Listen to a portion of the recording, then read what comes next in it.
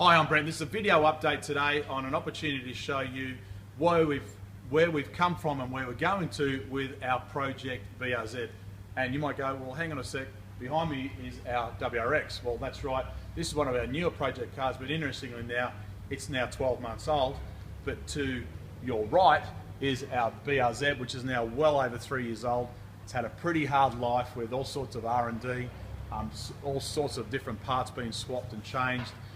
Multiple track days, a couple of small mistakes with a little bit of damage done by myself, and also a lot of testing through Motor Magazine Hot Tuner Challenge. But what I want to show you is where we've come from and what's still on the car now, how the products have lasted, and what you can come to expect, because this car's still on sale and we expect it to still be on sale for at least another couple of years, even though there is no secret these days that Toyota and Subaru don't have any model changes coming anymore, which is a bit unfortunate, and it's marked for end of model life, but it's still a fairly popular car from an upgrade and a fun feature point of view. So on the front of the car, we'll just talk about all the parts. As you can see, STI front plastic spoiler, which has seen the better days but had a pretty hard life. Underneath here you can see the AVO turbo kit that we've had on the car for many years now, which has got some modifications done by us from MRT. Lower mount turbocharger using original factory scavenge pumps similar to what's on the WRX to pull the oil out of the drain of the turbo back up into the engine. You don't have to worry about having a high mount turbo on this AVO kit. It's a fantastic kit. We've never had any problems with it. It's got really good performance upgrades, and the reliability, I must say, on behalf of the guys from AVO, has been absolutely excellent. Front support beam that stiffens the chassis between the front lower control arm pickups, which by the way also takes a bit of a beating every now and then, and it protects the turbo kit. You'll notice on a BRZ it's got a front pivot mounted lower control arm as opposed to a WRX which pivots from the back.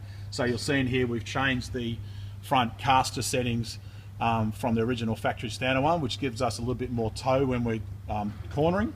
Underneath here you'll see it's got the HKS oil cooler kit, which we now no longer suggest because we recommend the WRX oil cooler running off the FA20 turbo engine as an upgrade if you're looking for an oil cooler. But when we fitted this back 3.5 years ago, there wasn't a lot of other choices. What else have we modified around the front here? Oh, that's right, Whiteline have changed the lower front mounting brackets for the steering rack, which gives you a faster steering response. And also if you come around the side here, you can see the roll center kit, which changes the geometry for the lower front ball joints and the tie rod ends. We come right around the side here, make a challenge for my video man, is the adjustable front sway bar, heavy duty sway bar links, and of course the fantastic MCA coilovers with the adjustable shock absorbers, adjustable strut tops, platforms, and the lower body mounts. I can't speak highly enough about the MCA shocks. They're a fantastic shock absorber made here in Australia. You'll notice my car still at the moment has a factory standard exhaust. We have tested different exhaust systems on the cars at different times with the turbo kit, but at the moment it's got the factory exhaust. Underneath in here is a Whiteline gearbox mount, which gives you a bit better shifting property because the gearbox doesn't move around as much on the gearbox cross member, so you'll actually notice an improvement in shift quality. So let's turn around the back and have a look at all the parts on the back. So I've got to test my memory. I'm not so sure whether these actually went into production from Whiteline. They're an aluminium lower control arm. There's so many parts available for the BRZ these days, it's quite difficult for me to even remember them all. You'll notice it's got a heavy duty toe control arm to replace the factory one, so you don't have to use the adjuster in here. It's been locked in position. You actually adjust the toe using the aluminium shaft. Heavy duty sway bar links. We'll go around the side here and you'll see again MCA red shock absorbers in the back with the adjustable shock rate from inside the boot and the adjustable platform for the ride and the spring tension here. And of course with the MCA it's also got the adjustment in the bottom. So that's a really good shock absorber if you're looking for a shock upgrades in your car.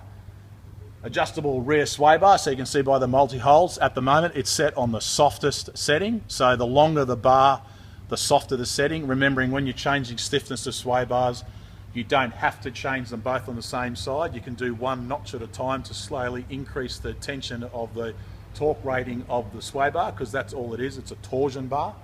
The benefit of these lower adjustable control arms is you have the ability to adjust track at the back here, but also the position of the sway bar mount. So if you're looking for an upgrade on your lower rear mounts, they're the things that you need to consider.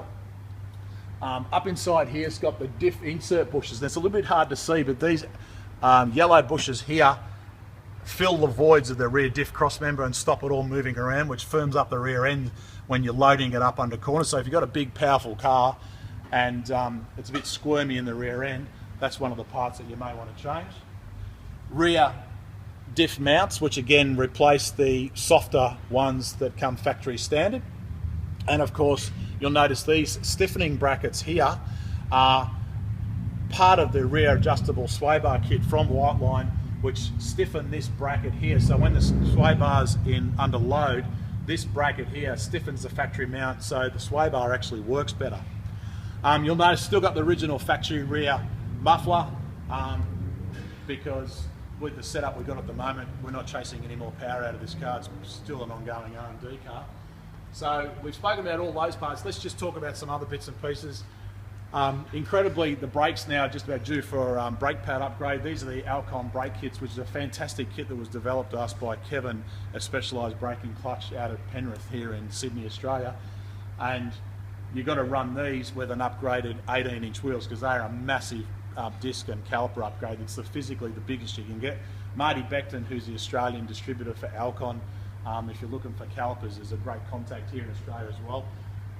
And on the front, of course, even bigger again, this rotor is mechanically the biggest rotor you can fit with a 4-pot Alcon caliper inside the ROH 18-inch wheels that we run on the car. So of course, down on the ground are our faithful ROH wheels, which replaced the original factory BRZ wheels from some time ago.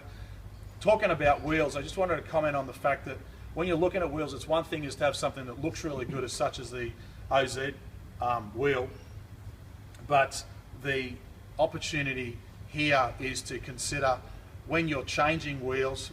Previously we've had ROH, more recently we use OZ wheels. The ROH wheels are made here in Australia. The OZ wheels are an overseas import wheel, but again, really strong and durable. ROH was a wheel that we had involvement with the project car some time ago, so we've got a set of ROH wheels that we use on this car as well. It's one thing to have a wheel that looks good, but it's another thing to have a wheel that's strong.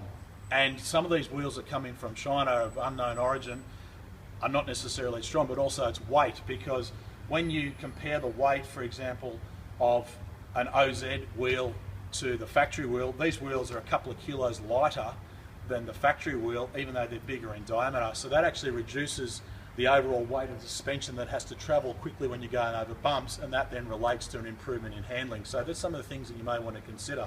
The other thing I wanted to point out, often forgotten about, is often wheels are multi-fit.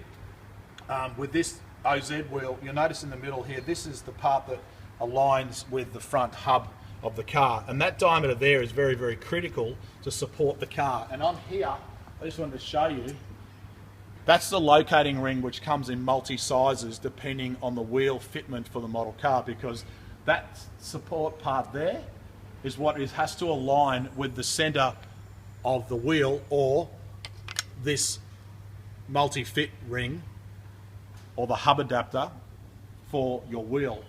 And the most important part that I'm dwelling on here is the wheel nuts that hold the wheel on are purely designed for that, just to hold the wheel on. The supporting weight of the car on your wheel is supported on that adapter, or if you've got original factory fitting wheels, that hub aligner there. So if you're fitting aftermarket brakes, you need to make sure there's plenty of material for it to fit.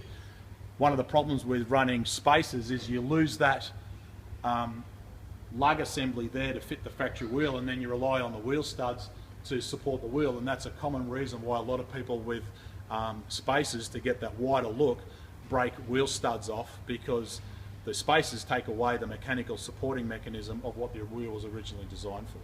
So there you have it. Summing up, BRZ, this is still a really fun car. I love driving it. Obviously it's not as quick as our WRX, but depending on what modifications you're using, or whether it's a normally aspirated or forced induction kit, You'll find a hell of a lot of information on our website, and of course on our video channel here. I'll take a whole heap of photos to link it to you to help you learn more about your car, and you may be choosing to buy a BRZ or a Toyota 86. Follow us on Facebook, YouTube, Twitter and Instagram. For today, wherever you are in the world, I'm Brett Middleton. I truly hope this info has helped you. Bye for now.